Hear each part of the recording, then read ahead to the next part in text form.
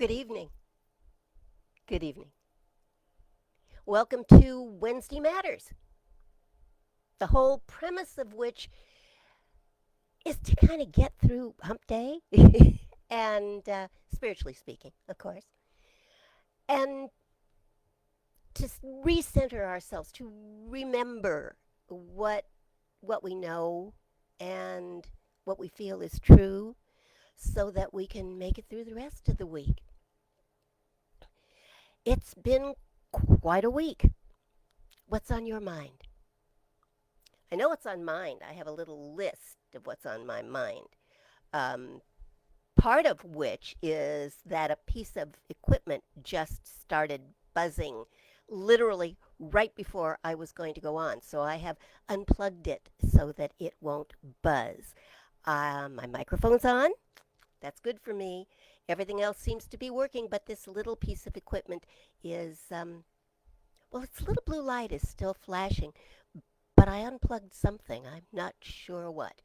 Um, I'm sure somebody will straighten it out for me because I'm clueless.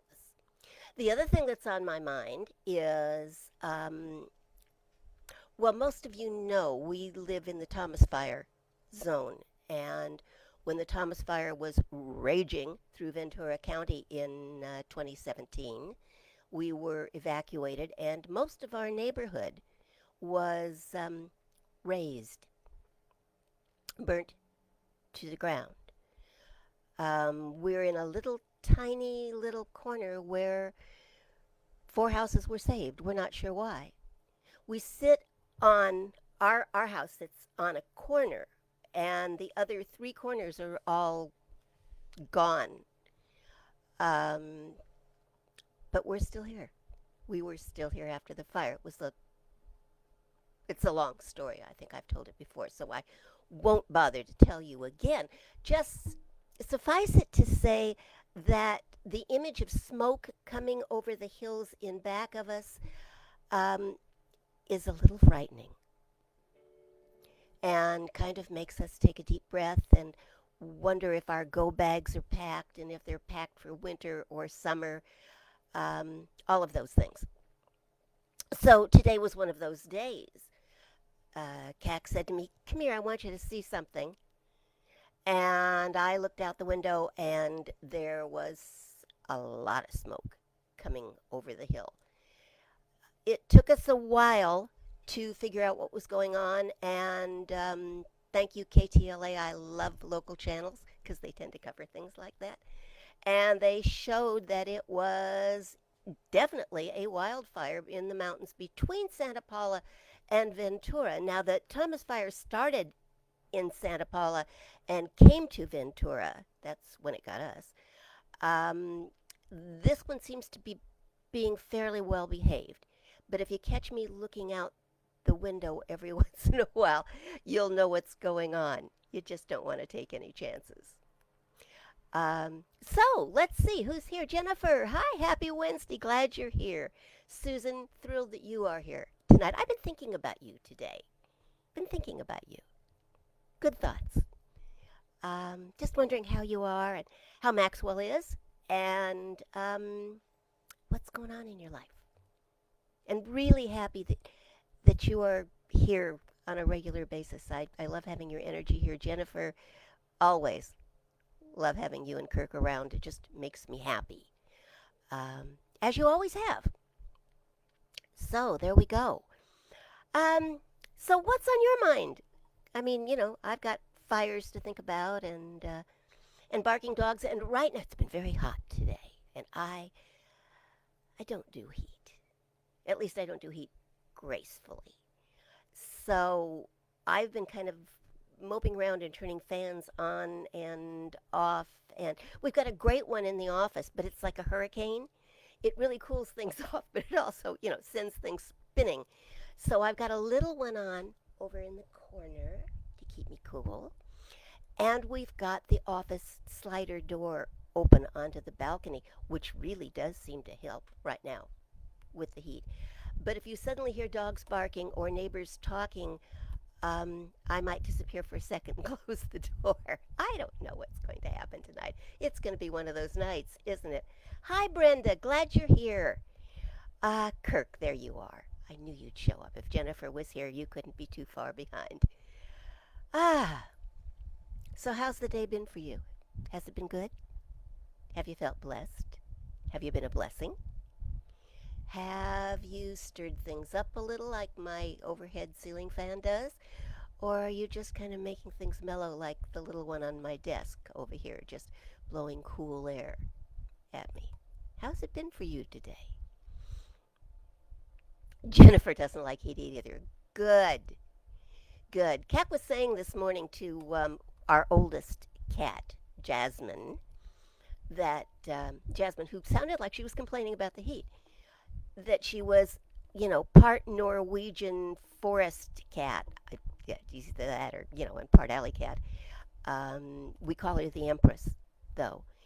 And Kat was saying, you're a Norwegian forest cat. And I said that she probably wants to go to Norway. It's too hot here. And I'm going with her. We're both going to move to Norway for the summer. And then we thought better of it. I mean, this only lasts for a little while and you can get over it. I don't speak Norwegian. So I guess I'm staying in Ventura. Jasmine and I are staying in Ventura. Um, let's see.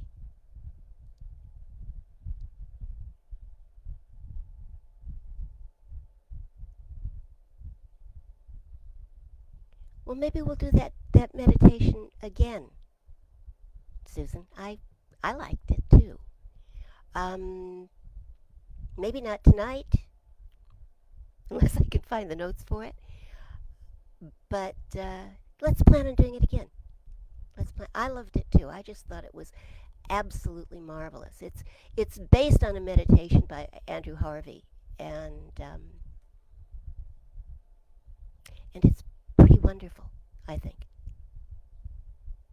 I have the same feeling when I'm done with it. Like I've just been washed clean, and everything's clear and nice, and I'm in harmony with the world. I'm a Libra, so I need balance. I need harmony. The world has to feel right to me. And meditations do that for me. They bring me to that spot where I can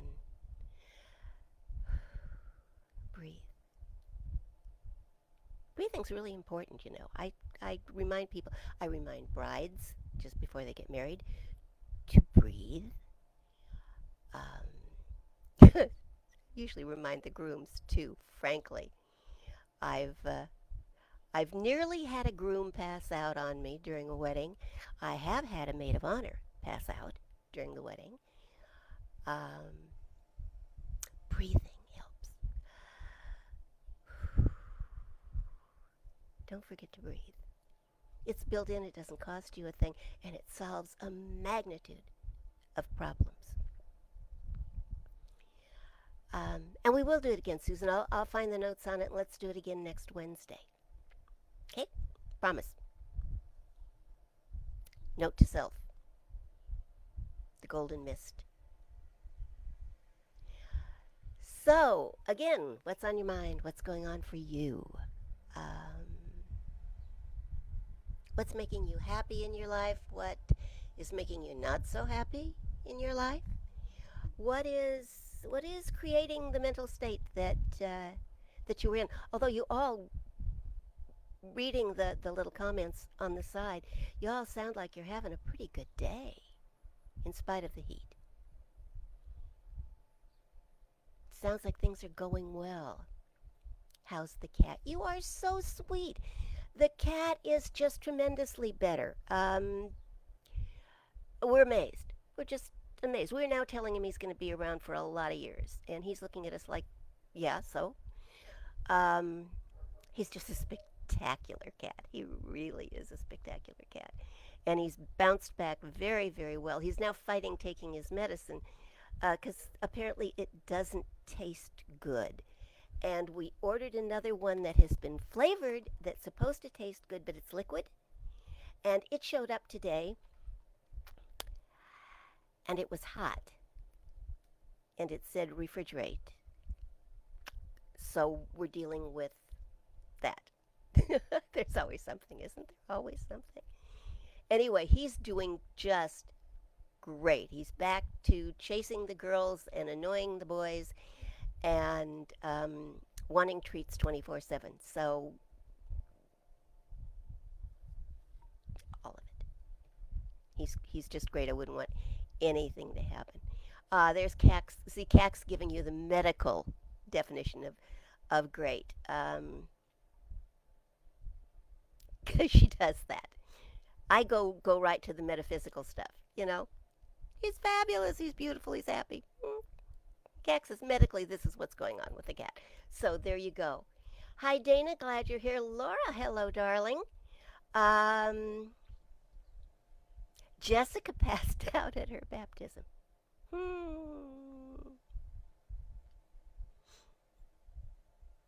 You're right, Jennifer. He's probably wondering why we doubted him. He's a pretty powerful little guy. He really is. Percival, named after the Arthurian character.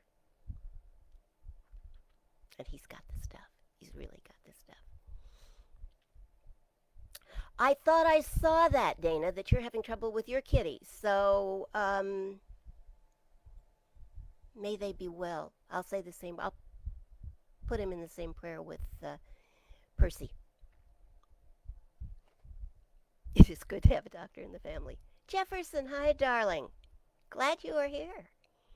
Oh, this is so fun. I just love it when everybody shows up and signs in and lets me know. Every once in a while, somebody will say, I was there, but I didn't sign in or I didn't say anything. Ooh, no, let me know you're here.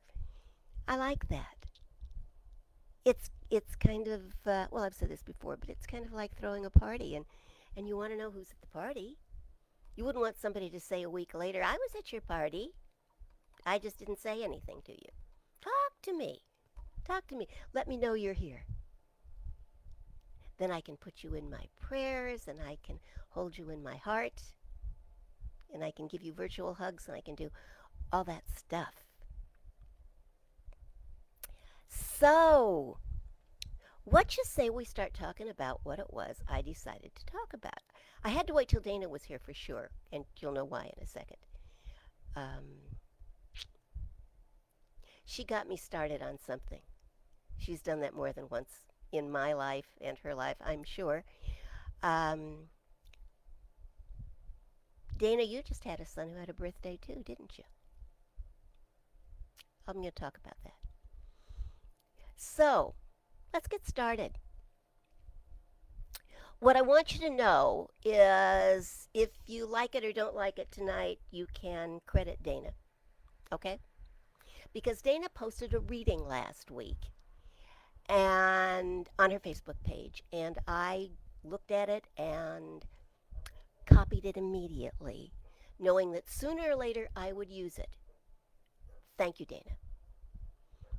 Well, I couldn't wait. Sooner is here. And it's just too good not to share. What I've noticed is that it's now showing up in several places. And if you've already seen it, well, great, because it's fabulous and well worth meeting again. I don't know how I could have missed it because it's from Khalil Gibran. And I thought I had read everything, and maybe I did, but I might have skimmed this one like 10 years ago. It's about overcoming fear.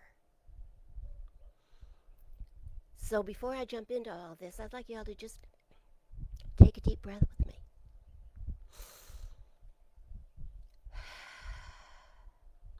And listen. Gibran writes, it is said that before entering the sea, a river trembles with fear. She looks back at the path she has traveled, from the peaks of the mountains, the long winding road crossing forests and villages,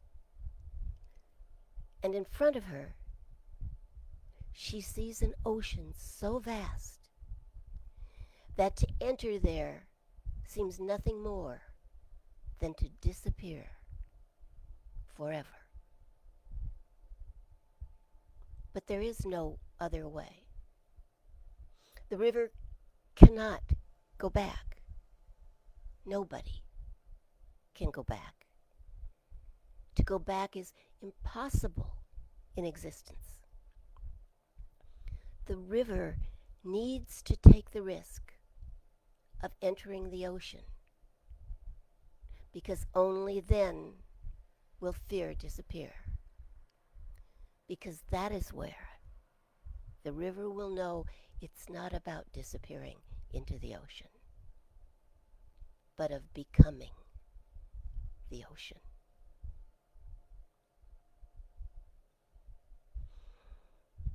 Breathe. Isn't that a remarkable piece? I really love it. However, I'm not sure I completely agree with Gibran about the idea that we can't go back. People go back all the time. Back to the hometown that they couldn't wait to get out of. Back to the job they hated because it pays well. Or at least it's a job. Back to the abusive partner because they don't believe they have anywhere else to go or are good enough for anyone else. Back to school, back to work, back to the old grind. Back. Sure, you can go back. There is back in existence. A return to someplace you've been before. The river can't go back unless it's dammed up and pushed back, but we can. The thing is about going back is that what you go back to will have changed. That's why Gertrude Stein said there's no there. The place will have changed. The people may have changed, and not necessarily for the better, though that is possible. And more importantly, you will have changed in those meanderings to the peaks of the mountains and the curves through the forests and the valleys. You will have changed, hopefully for the better. And you will not be who you were in that place before. It's sometimes a good thing to go back. It can be redeeming, it can be refreshing, it can be a reminder, it can be soul satisfying. A very good friend has recently gone back to his childhood home, back to the family that he has mostly just visited for the better part of his life. And he's enjoying every minute of it. The pace is slower there, the people are friendlier, the weather is very different. He's out of the hustle and bustle of his daily routine in Los Angeles, in the big city, and he's enjoying it. And he has the choice and the wherewithal to stay or leave at any moment, which gives him the freedom to really relax and enjoy the ride. On the other hand, I had another friend, a beautiful young woman who I just loved, who came to me once and said, I have to go home for the holidays, and I'm dreading it. She apparently had the stereotypical dysfunctional family, the one you really don't want to go home to. An overzealous mother, a controlling father, relatives you move out of state to avoid. And holidays for her going back home were generally a nightmare. So we talked.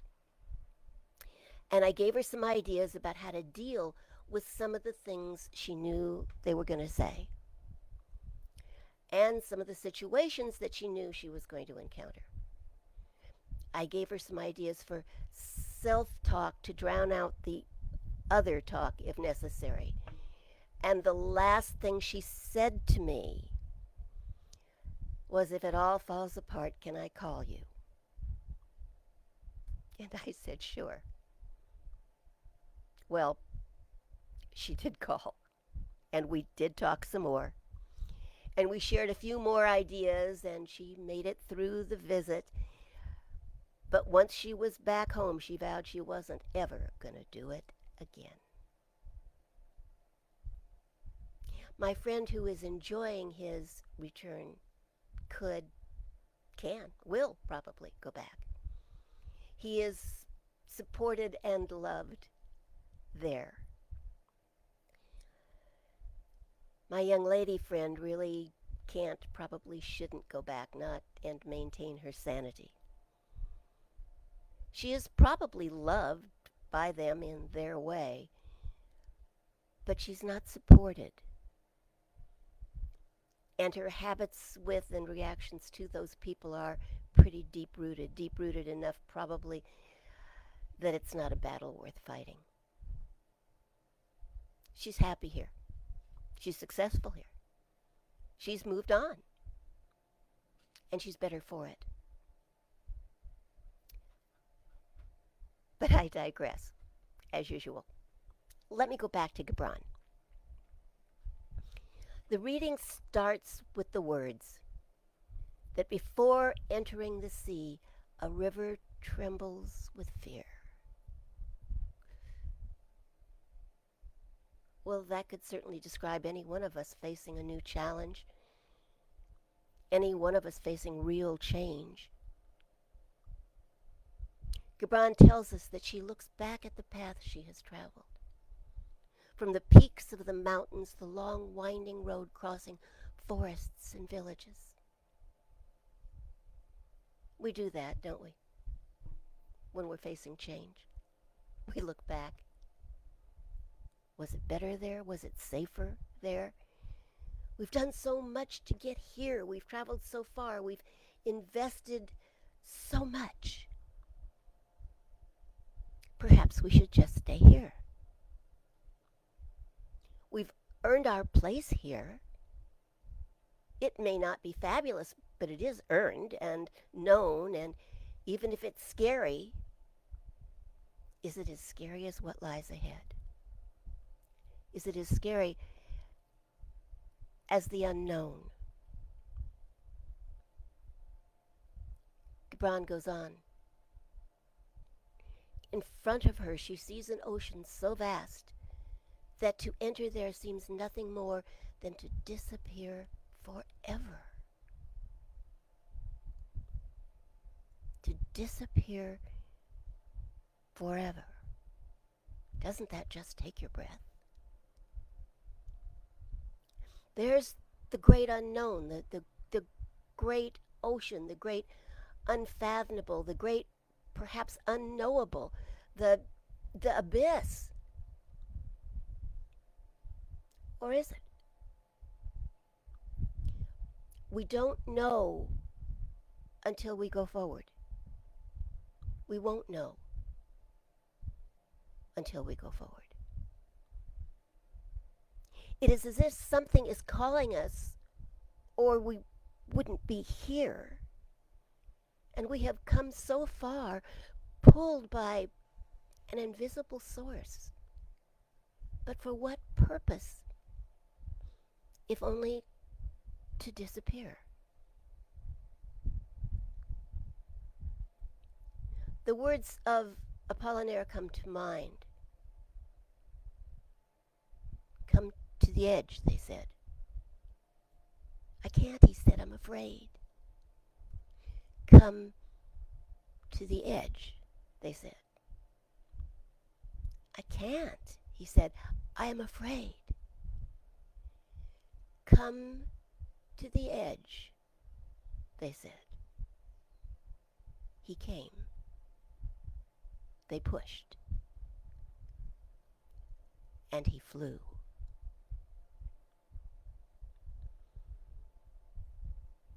As if in response to Apollinaire, Gibran says, The river needs to take the risk of entering the ocean because only then will the fear disappear. Because that is where the river will know it's not about disappearing into the ocean, but of becoming the ocean.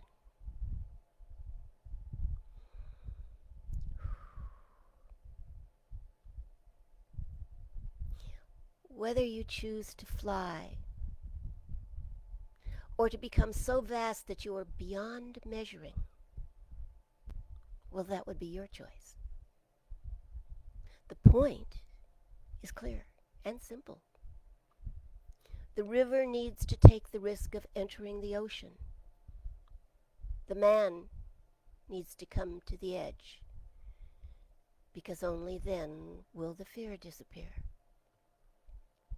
Fear, unfaced, unchallenged, remains fear. Oh, we can live with it. Many of us do. And for each of us, it's something different, isn't it? The river analogy doesn't frighten me. I love the idea of merging with the infinite, of becoming one with the unlimited. But then I love public speaking, which is said to be one of the top 10 fears for most people. But that coming to the edge thing, I don't like heights. Not at all. And I really don't like edges on the rim of heights. Am I afraid of it? Honestly, yes. In fact, I can be watching a documentary and they'll show someone standing on a peak at the edge of the world and my knees go weak. Driving in the mountains when there's a curve in the road, that one of those curves that looks like you're going to go off the edge of the world. Weak knees. Stomach in a knot until I've maneuvered the curve and I'm back on something reasonably straight. See, here's the thing. Should I take up mountain climbing or bungee jumping to get past my fear? Those of you who just said yes, hey. Because not necessarily. See, the truth is those fears don't really impact my life or my work. They don't get in the way of my dreams, and they don't present themselves very often. And I have done it. I have driven over those curvy mountain roads when I needed to get someplace on the other side of them. When there was a wedding to do or when there was someplace I really wanted to go. I prayed, I sweated, and I drove. Now I know I can do it. I just choose not to on any kind of regular basis. The fear is not paralyzing. It doesn't change my life. It was my oldest son's birthday last Sunday. The family was celebrating in our Sunday meeting on Zoom. And someone asked him what his favorite birthday was. And he stopped and he thought about it. He's had several, so he had some thinking to do. His answer floored me. The year we went to Magic Mountain, he said, and Mom went on the roller coaster, the big one. Oh, I remembered it too. I always have. I was, as usual, going through the long line leading to the ride itself with my kids in tow. It was getting pretty hot, and one by one they handed me their jackets. Here, Mom, it's too hot to wear this on the ride. Here, Mom, hold this for me. Would you, Mom? And traditionally, I would stay with them right up to the ride, and then, afraid of heights and things that turn and go really fast, I would slip out of line, go to the exit, and wait and watch. Nearly always holding their jackets and whatever paraphernalia they had collected up until that point. But something changed that day. a voice in my head said, "So, are you going to spend the rest of your life slipping out of line and standing on the sidelines holding other people's stuff while they go on the ride?" And I felt a chill go down my back. And I watched myself slip back into line, hand my kids their jackets, and say, "Move over." They were astounded, as was I, as is evidenced by the fact that they all remembered it. We all remembered it. I went on several other rides that day, rides that I normally would not have dared. Was I suddenly unafraid? No. I was quite the opposite. But I had learned that I could do it, that I wouldn't die of it, and that I probably didn't need to do it again. It was worth it. For no other reason than the realization that decades later, all three of my then kids, now adults, remember the moment as clearly as I do. My daughter says she remembers saying to me, "Mommy, Mommy, we're almost there, Mommy, Mommy, aren't you going to go back?" And I said, "No."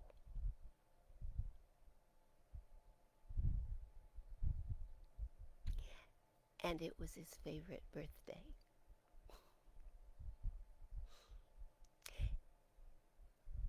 If the fear is impacting your life, if it is stonewalling your dreams, if it is getting in the way of your forward progress in life, face it.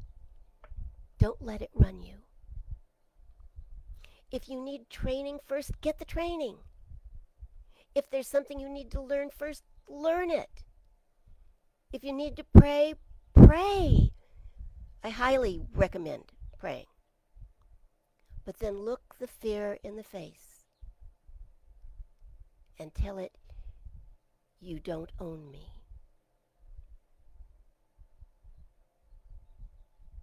That is when the river will know that it's not about disappearing, but becoming. That is when the man will know that he can fly. And that is when you reclaim your life and exercise your divine right to live free. In all of our heads, there is a squeaky little voice that says, "I'm afraid. I'm afraid." And there is a still small voice that says, "Go to the edge. Be not afraid. I am here. I am with you always." Even as the mountain stands and the river flows and the roller coaster goes. Whatever you fear, I am with you. Even then.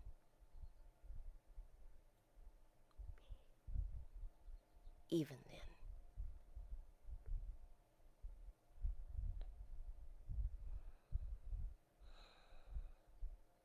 Thanks, Dana. Keep posting good stuff, people. Or just send it directly to me. I always love it when I don't have to think too hard.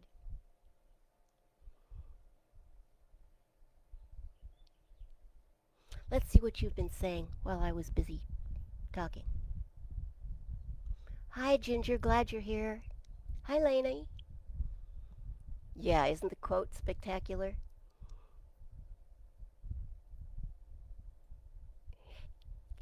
Yes, it's a scary thought, Susan, and I think what I like about it is that it acknowledges the fear.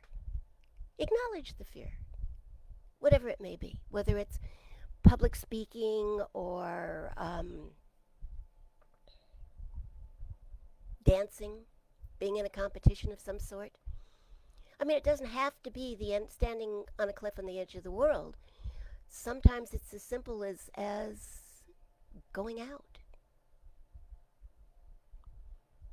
You know, there are many people who are afraid to go out of their houses. That we all do that so naturally we don't even think twice about it. We can't go far right now, but we can go out. But what if?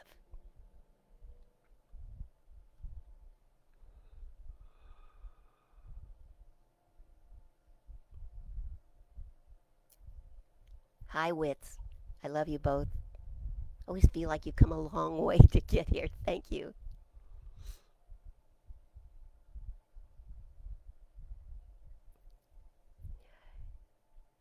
Yeah. It's it's an interesting thing, isn't it? This thing called life. They say there are some fears we're born with. Fear of falling. It's the only one that comes to mind. Fear of loud noises, I think.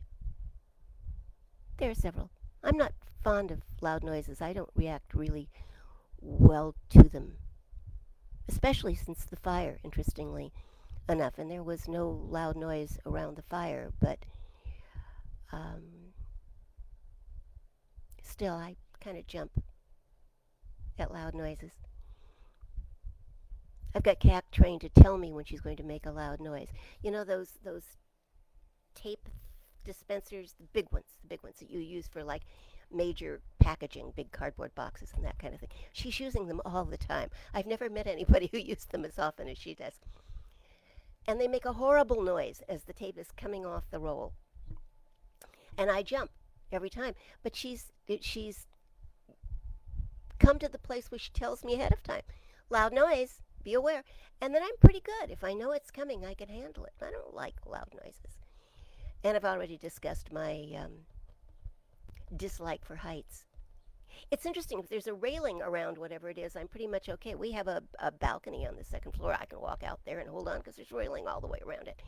Take that railing off, and the balcony itself is still just as sturdy, but I no longer kind of trust it if the railing's not there. I want to hold on to something. I can go up way high in an airplane because it's closed in and there's something I can touch that feels like I'm grounded. Going up on a step ladder, okay, if it's not too high. A ladder, yeah, if there's something I can hold on to once I get there. But go stand on the top of the ladder with nothing to hold on to, you're not going to see this girl doing that. Not going to happen. Part of it, I think, is kind of a vertical thing. I feel like I'm not well balanced, and maybe I'm not. Um, but that's mine. But as I said, it doesn't really impact my life that much. Once in a blue moon, I end up in a situation. A few years ago, I was doing a wedding at a place called Fig Mountain in Central California. And I looked at the map and said, this looks like it's all mountain driving. Uh oh. And then the bride said, yeah, it's kind of a hairy ride up, but it's worth it when you get there. Kak offered to drive, and I let her, and I'm glad because to this day, I swear I would have stopped partway up the mountain, called if I had gotten any reception, and said, somebody come get me and drive me the rest of the way because I can't do this. And I swore I would never do another wedding at Fig Mountain, and it was spectacular. It was, I almost said it was worth the drive. It wasn't. It was spectacular. It was absolutely gorgeous, and I'm glad I saw it. Um, but if I'd had to drive it by, I was shaking literally as a passenger in the car, and because it was just all drop off, drop off, drop off, and it just kept going up and making really tight turns. Uh, exactly the kind of thing I fear. You know, Job said, "What I fear most has come upon me." I think I was praying that all the way up, and thinking I would probably die. But please God, after the wedding, I didn't want to spoil the wedding. Um, So, but God sends assistance. Kat was there. She did the driving. She did the driving. I don't know if I could have. I don't have to find out. Tony, hello, darling. You can relate to the fear of heights. Oh, yeah. And when it's real, isn't it? I mean, I literally have trouble watching television if they're showing something that's high up. One of those gorgeous views with somebody standing on the top of a peak all by themselves with nothing but space and air around them, and my knees go weak. Just go weak. I can be driving in the mountains on a good road, good, heavy, wide road, and look over to the other side and realize it falls off, and my knees go weak, and my stomach churns. It's a physical reaction.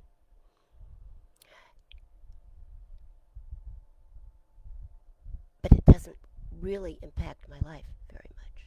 It doesn't get in the way of my dreams. It doesn't stop me from doing what I most want to do in the world. And I probably would have driven the rest of the way to that wedding if Cac hadn't been there.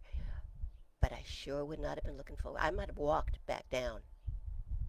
There's always a way. There are choices.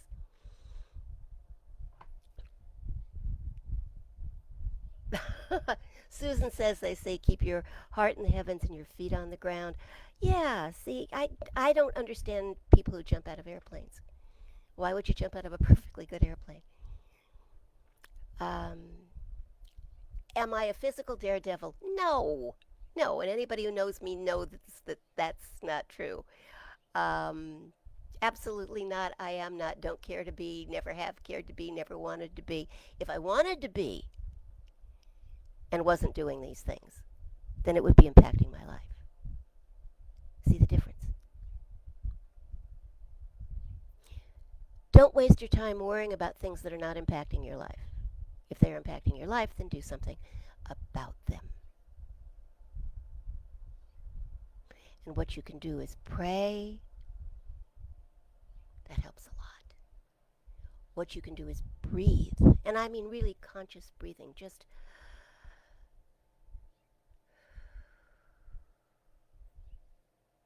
deep breath in, knowing that you are breathing in all of the courage and all of the strength and all of the vitality that you're going to need, and exhaling the fear. Don't do it so many times you end up lightheaded. That's not going to help you.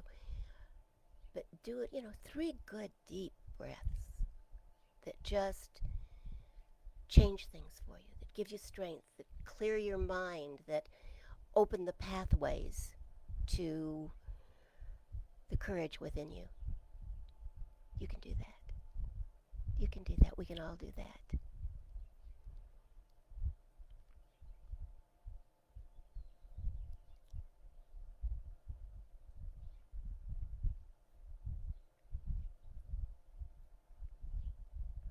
Yeah, Paul, I get you. I get you. Um, it's different for all of us.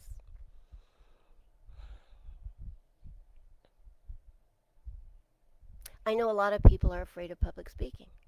And I'm not. I love it. I just love it. I love it. I love it. I love it. I can't wait to do it. Give me an opportunity to talk. Anywhere, anytime, I'll go. I'll drive over mountains to get there. But for all of us,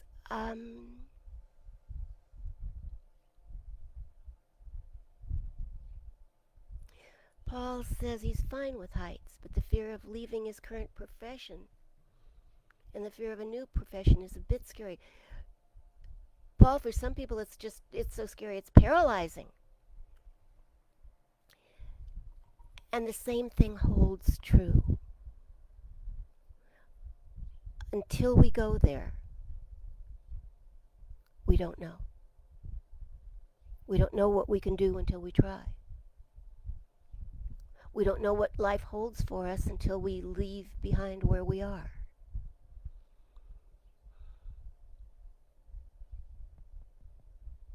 There was a time in my life, I'm trying to see if I can tell this quickly.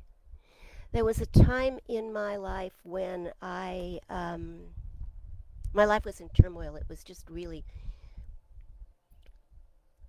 all upside down and backwards. And My first husband was a doll. He kept sending money, he kept supporting me. And then I found religious science and I found the ministry time lapse going on here. Um, and I got my first church job. And I wasn't going to make, I hadn't even started yet, I wasn't going to make a tremendous amount of money, but I was going to have a regular income. And I asked Bob out to lunch and I said to him, I want you to stop giving me money. I want you to stop. In the first place, you've more than earned the right to keep your own money. And in the second place, I'm going to make it. I'm going to do it. But I'm a little afraid. So here's what I'd like to do. And I made a deal with him to cut back 50% the first month, 50% of that the second month, and 50% of that the third month. And then that was it. No more after that. No more after that. I never had less money, more money, than I did from that day forward. Never. I paid him back some of the money I owed him. He kept saying it wasn't a loan, and so I didn't owe it, but I felt like I should do something. I took care of my debts, and I was fine from that day forward. I came to the edge, and I jumped. I didn't know on one level that it would work. I was afraid that it wouldn't, and on another level, I knew that it would. May I know that for you, Paul? And anyone else that's willing to come to the edge or merge with the ocean.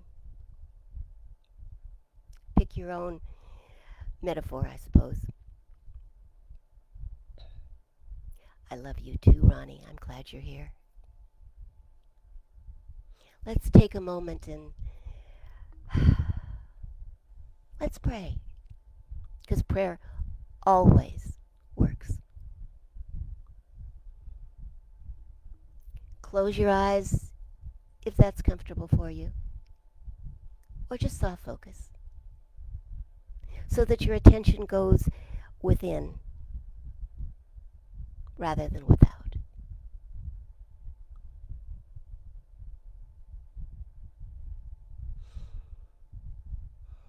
And know with me that there are mountains and oceans in each of our lives. There are things to be overcome.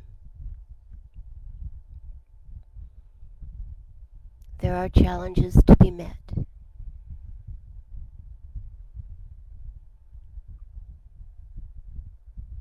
There are new opportunities to practice our divinity.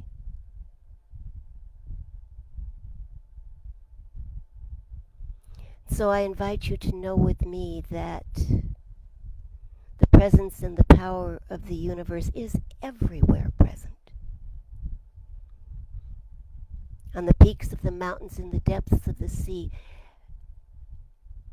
and in our own hearts and minds and lives.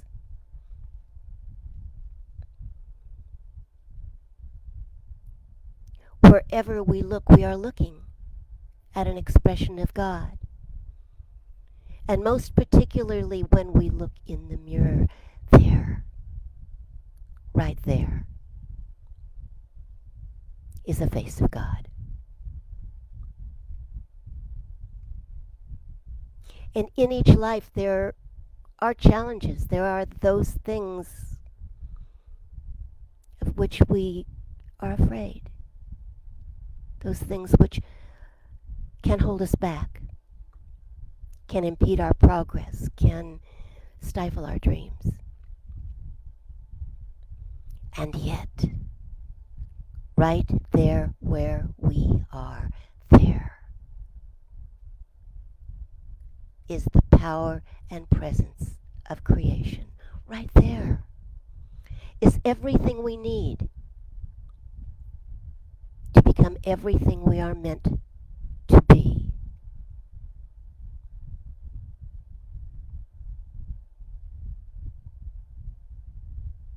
When we come to the edge of our fear,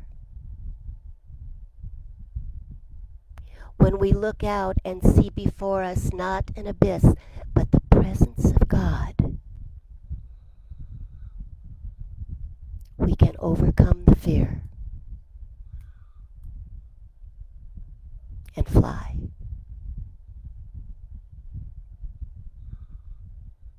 I know for each of us tonight that nagging thing, that fearsome thing, has either become nothing, or we are tonight growing the courage to face it and move forward. Our souls will guide us. Our dreams will nudge us.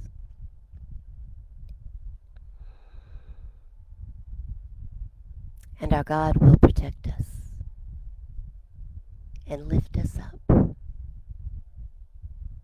with wings of eagles and with angels to accompany our path.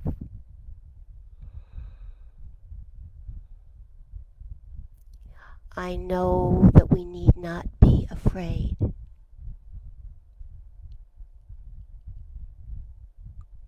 but can be at peace and can move forward confidently in the direction of our dreams. For they call us. Come, they say. Come to the edge. And we still that little voice that says, I can't, I'm afraid. Come, they say, come to the edge. And once again, we still the little voice. And we hear the deeper voice within us that says, I am here. Take my hand. Follow me. Come.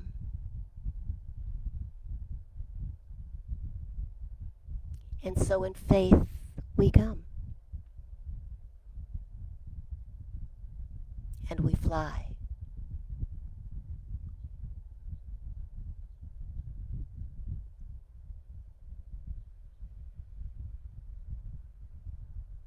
So it is. So now we let it be.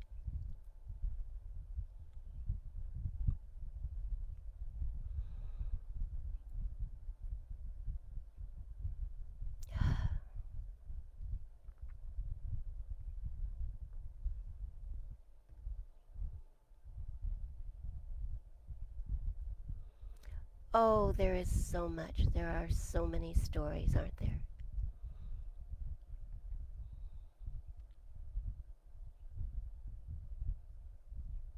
Go for it, Paul.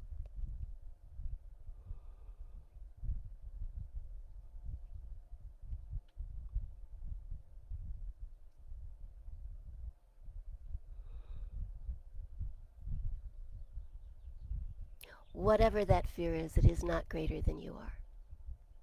It is not.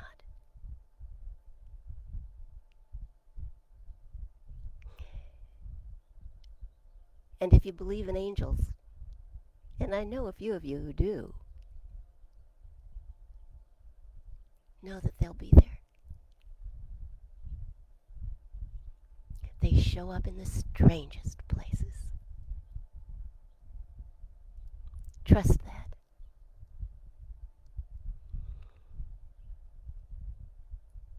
It has been great being with all of you. I just love this. Thank you for being here, for being my reason for being here. I love you all and I appreciate you so much. Some of you I have known for decades. Some of us are fairly new friends.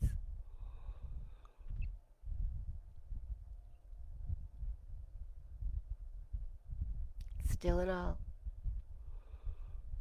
your family. And I love you and I'm grateful for you.